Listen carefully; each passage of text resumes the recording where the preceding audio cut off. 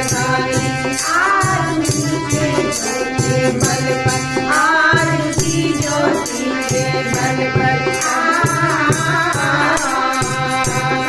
आरती ज्योति के बल पर सभी संत यहाँ आए हैं अपने सारे सभी संतों पर हम सब बलि बलि जाएंगे हंसते गाते धूम मचाते हंसते गाते धूम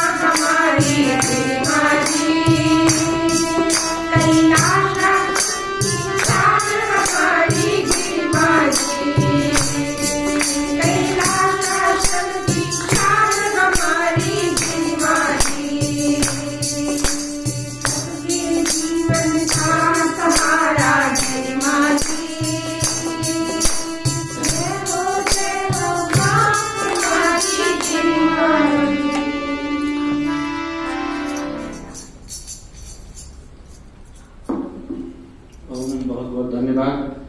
अब हम इस आश्रम के महामंत्री श्री सुरेंद्र मल्होत्रा जी से निवेदन करता हूँ, वो भी अपनी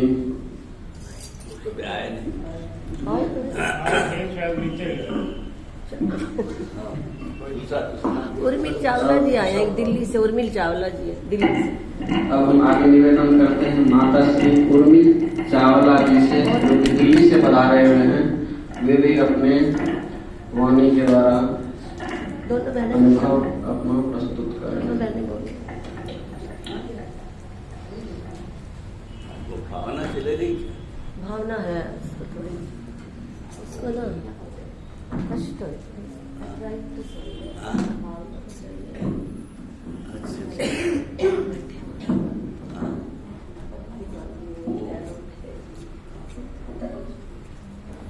गुरु ब्रह्मा गुरु विष्णु गुरुदेवो महेश्वर गुरु साक्षात् परं ब्रह्म तस्मै श्री गुरुवे नमः। तस्मै श्री गुरुवे आत्म रस के पीने वाले, आत्म रस के पीने वाले, रस तो पिला दे, रस तो पिला दे, ब्रह्म ज्ञान से मस्त बना दे। आत्म रस के पीने वाले, आत्म रस के पीने वाले, रस तो पिला दे, रस तो पिला दे, ब्रह्म ज्ञान से मस्त बना दे। एक ब्रह्म मेरा रहे न कोई, एक ब्रह्म मेरा रहे न कोई, सुख सुख जग वाला व्यापे न कोई, सुख सुख जग वाला व्यापे न कोई। ऐसी कोई युक्ति बता दे, ऐसी कोई युक्ति बता दे, ब्रह्म ज्ञान से मस्त बना दे, ब्रह्म ज्ञान से मस्त बना दे। कौन हूँ मैं और कहाँ से आया, कौन हूँ मैं और कहाँ से आया, कौन ये सृष्टि किस उपजाया, कौन ये सृष्टि किस उपजाया। ऐसा कोई भेद बता दे, ऐसा कोई भेद बता दे, ब्रह्म ज्ञान से मस्त बना दे, ब्रह्म ज्ञान से मस्त बना दे। आत्म रस के पीने वाले, आत्म रस के पीने वाले, रस तो पिला दे, रस तो पिला दे, ब्रह्म ज्ञान से मस्त बना दे। ब्रह्म ही ब्रह्म हर जगह समाया, ब्रह्म ही ब्रह्म हर जगह समाया। जिस बिन कोई नजर न आए, जिस बिन कोई नजर न आए, ऐसा रुद्र रूप मोहे बना दे, ऐसा रुद्र रूप मोहे बना दे, ब्रह्म ज्ञान से मस्त बना दे, ब्रह्म ज्ञान से मस्त बना दे। आत्म रस के पीने वाले, आत्म रस के पीने वाले, रस तो पिला दे, रस तो पिला दे, ब्रह्म ज्ञान से मस्त बना दे। आत्म रस के पीने वाले, आत्म रस के पीने वाले, स्वपन सुप्ति को देखने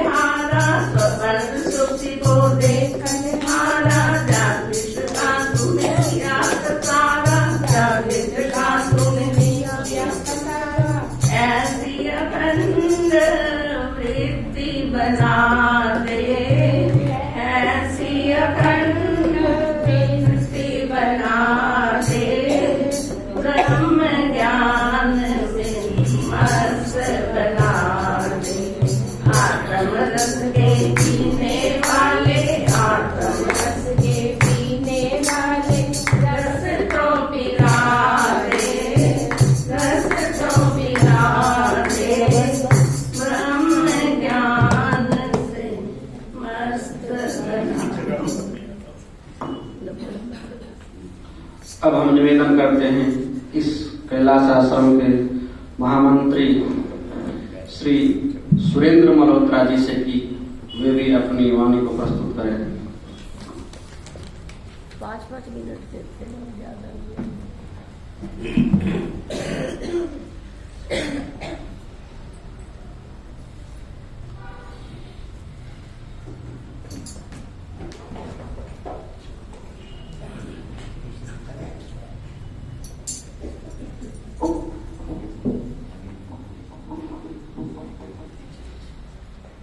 आज धन्य मैं धन्य अति, यद्यपि सब विधिहीन,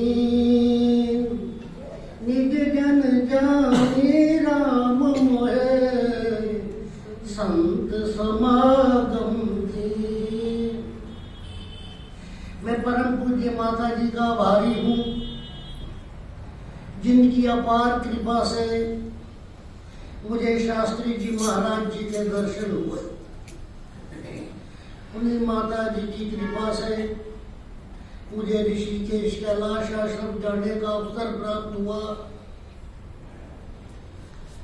मैं माता जी का आभारी हूँ कि माता जी ने रोहतक आकर ऐसी नगरी को चुना जो बिल्कुल बंजर थी। कोई भी टीचर जब कोई स्टूडेंट सुनता है तो बोलता है कोई पढ़ा लिखा हो तो मैं जल्दी से पढ़ा दूंगा और काम चल जाएगा। तो सारे नालायक थे और आता क्या था उनको एक गाली गलौज के सिवाय कुछ नहीं आता। लेकिन माता जी ने ठान लिया कि इनको ही ऐसा सुंदर बनाएंगे, ऐसा सुंदर बनाएंगे कि संत महात्मा जब ऋषिकेश से आएंगे ना तो कहेंगे क्या सुंदर पुरुष खिलेंगे। अब माता जी ने जब कहा तो माता जी ने सबसे कहा, आते बोलो राम, जाते बोलो राम, बस कुछ नहीं करना। लोगों ने राम राम करना शुरू कर दिया, गाली गलौज घट गया। अब लोगों का कहना यह था कि माता जी हमारे घर आओ। मैं कहता मेरे घर आओ, ये कहते मेरे घर आओ, तो दूसरा कहता मेरे घर आओ। माता जी कहा मैं उनके घर जाऊंगी जो 1.25 लाख का राम नाम का जाप पूर्ण कर लेगा और मैं उसका नाम लिख लूंगी, लिस्ट बन जाएगी और बारी बारी से सबके घर चले जाएंगे। बस ये क्या था, माला उठा ली और लोगों ने राम राम राम रटना शुरू कर दिया। माता जी ने भी अपने कहे अनुसार मुझे घर में जाना शुरू कर दिया। उनके घर में कीर्तन होता, सत्संग होता, लेकिन एक आदत अभी भी नहीं गई थी कि दूसरे के घर से फूल चुराना। माता जी के पास जाना है तो फूल तो ले जाने, तो मेरे घर से आप फूल तोड़ लेते, तो उसके घर से वो फूल तोड़ लेता और फिर वही बात वही गाली।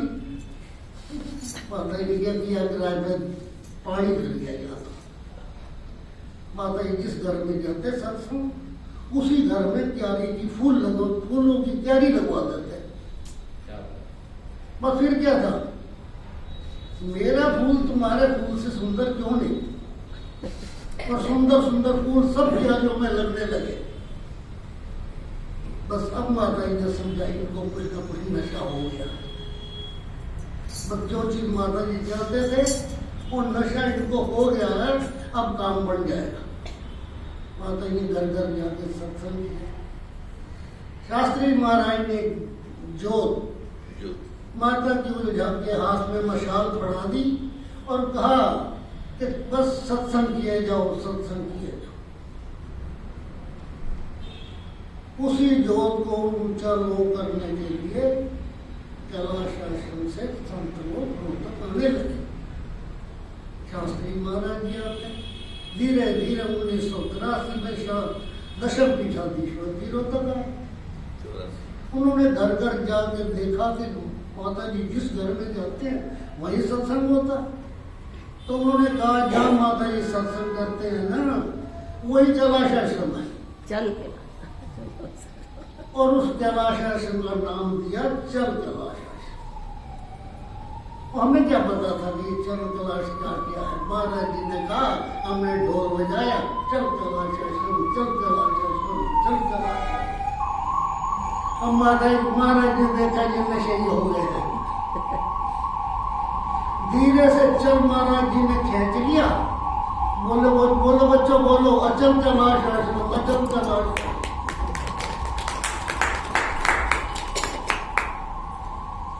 ये भूमि भाग ले लिया गया, एक ट्रस्ट बन गई।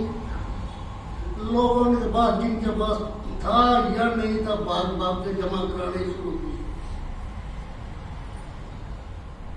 और धीरे धीरे ये मंजिल बन गई।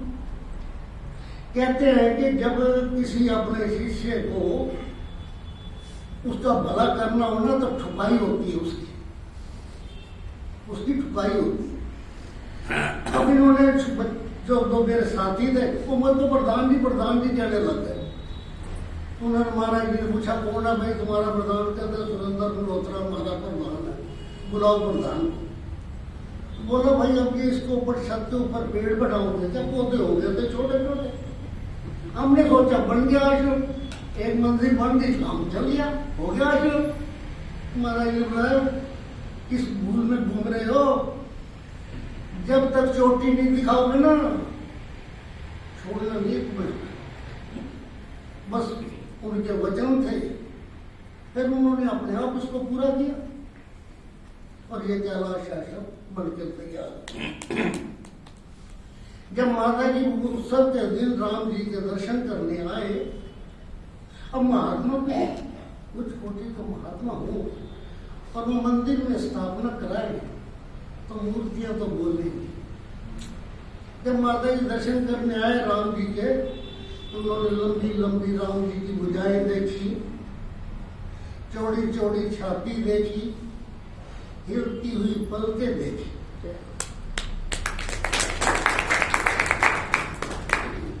और ये ऐसा नहीं है कि ये पहली बार ही हुआ पलकें देखना किसी का, ये पहली बार ही नहीं।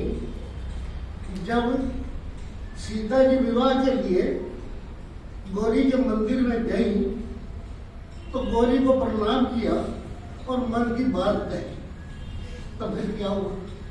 गौरी मुस्कुराई, गले में उनके पड़ी हुई माला खिसक गई और प्रसाद रूप में सीता जी को मिली।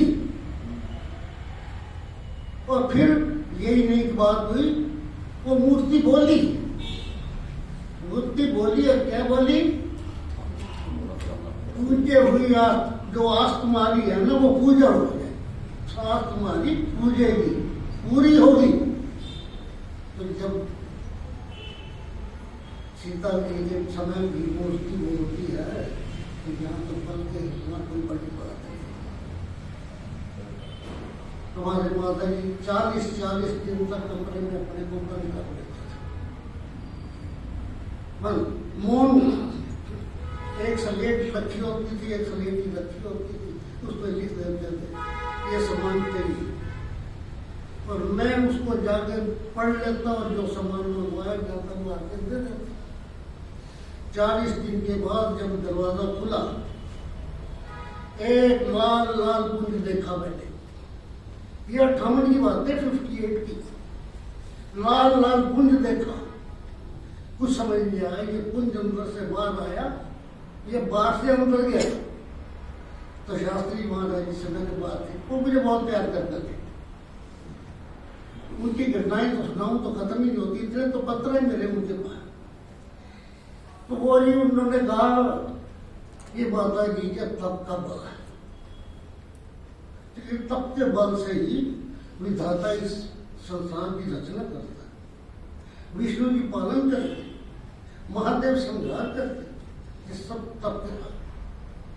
और जहाँ तप होगा, जहाँ संत लोग आएंगे, तो कहा ना कि पेड़ है। किसी ने कहा कि समुद्र जो है ना, समुद्र दया का सागर है, लेकिन समुद्र का पानी तो खाना है ना, और पी तो नहीं सकते। सूरज की किरणें पड़ेंगी, उसका वाष्पीकरण होगा, और फिर वो संत के रूप में कैलाश आश्रम से रोहतक आएंगे और मीठे पानी की वर्षा करेंगे, और जिनकी गागर खाली अब भर लो। इन शब्दों के साथ बहुत बहुत धन्यवाद। अब हम निवेदन करते हैं माता श्री पुष्पा शर्मा जी से, वे भी अपनी वाणी के द्वारा सभी को अनुग्रहित करने के बाद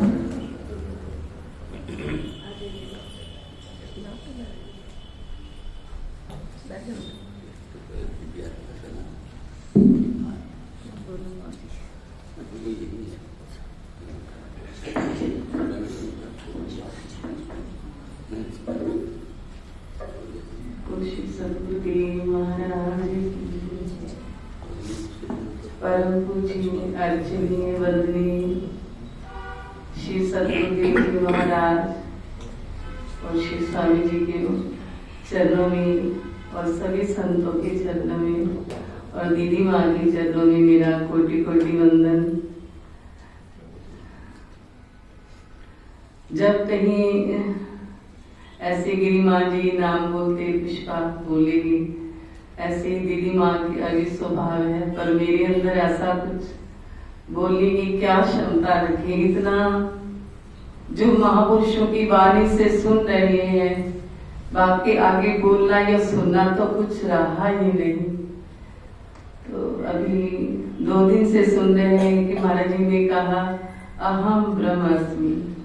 तो ये बार बार जब जीवन में अभ्यास होगा तो ऐसा क्यों नहीं हो सकता। दूसरा महाराज जी ने कहा कि कल का दिन आपने देखना है कि नहीं देखना है, क्या करोगे। तो इसलिए इसके करने के लिए तो हमें केवल भगवान से ही जुड़ जाना है। देख लिया हमने सब संसार को, केवल परमात्मा ही हमें उस भव से पार कर सकते हैं। देखते आ रहे हैं और जन्म तो सबका ही होता है, किंतु जीवन किसी किसी का, जैसे श्री गिरी माँ जी का और संतों का जीवन धन है। गिरी माँ जी कैसे थे, जैसे महाराज जी कह रहे थे कि यहाँ एक खजाना है जो हमें यहाँ लूटने आते हैं, इसमें कोई शंका नहीं। यहाँ तो क्या नहीं है, जैसे अभी भैया कह रहे थे कि तपस्या, शायद मेरे को लगता है कि ना भूत भविष्य वर्तमान किसी काल में भी गिरी माँ जी जैसा कोई पैदा ही नहीं हुआ। तो अपने गुरु की मैं कैसे सराहना करूं। तो जिनका जीवन ही केवल संतों और भगवान के भजन के लिए हुआ, लोक कल्याण के लिए हुआ। मैं हमेशा कहा करती हूँ, उच्चे ने गिरी माँ जी मेरे, जिना भक्ति दादा ने हम गया, पाके सच्चा नाम खजाना सारे जग नू मंडिया। तो यहाँ जो माता जी ने कमाई करी, जो आज हम यहाँ बैठे हैं, सब उन्हीं की करामात है। जैसे कहते हैं बहुत सुंदर गाड़ी हो, उसमें इंजन ना हो तो उस गाड़ी की कोई वैल्यू नहीं। इसलिए हमारे अंदर ये जो जितने भाव अच्छे हैं, बुरे तो हमारे अंदर बहुत हैं, कोई गुण है तो हमारा गिरी माँ जी का ही है, जिसके कारण आज हम कुछ बोल पा रहे हैं, कुछ लायक हुए हैं। तो मैं ज्यादा नहीं कहती हुई, समय के अनुसार छोटा सा एक भाई बोलती हूँ। बोल मेरे श्री सदगुरुदेव महाराज की। गुरुदेव तेरे चरणों में, हे माँ तेरे चरणों में, सुख मिलता ही लाई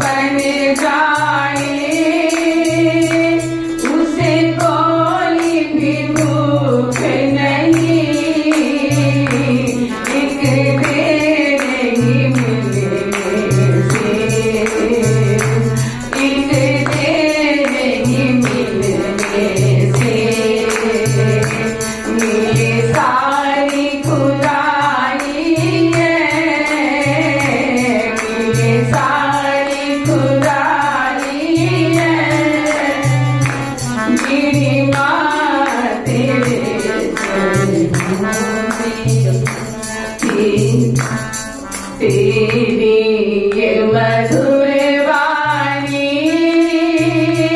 हमें मीठा बनाती है। तेरी ये मधुर वाणी हमें मीठा बनाती है। ये प्यार भरी चितवन हमें पावन बनाती है। ये प्यार भरी चितवन हमें पावन बनाती है। जिसने तुझे अपनाया, जिसने तुझे अपनाया, उसे दुनिया परानी है। उसे दुनिया परानी है। मेरी माँ तेरे चरणों में तेरा निश्चय है। किसको तेरा निश्चय है, जिसको उसे कोई भी शोक नहीं। तेरा बल है जिसमें उसे कोई भी रोक नहीं। तेरा बल है जिसमें उसे कोई भी रोक नहीं। एक तेरी ताकत है, एक तेरी ताकत है। सारी विजय समानी है। एक तेरी ताकत है। सारी विजय समानी है। तेरी माँ तेरे चरणों में, हे माँ तेरे चरणों में सुख मिलदाई लाई है। खुशियों से भरा जीवन हर पल में कमाई है। हे माँ तेरे चरणों में। ऋषि सद्गुरुदेव महाराज। अब हम परम पूज्य श्रद्धेय परम विदुषी माता जी से विनय करता हूँ कि वे भी अपनी वाणी प्रस्तुत करने की कृपा करें।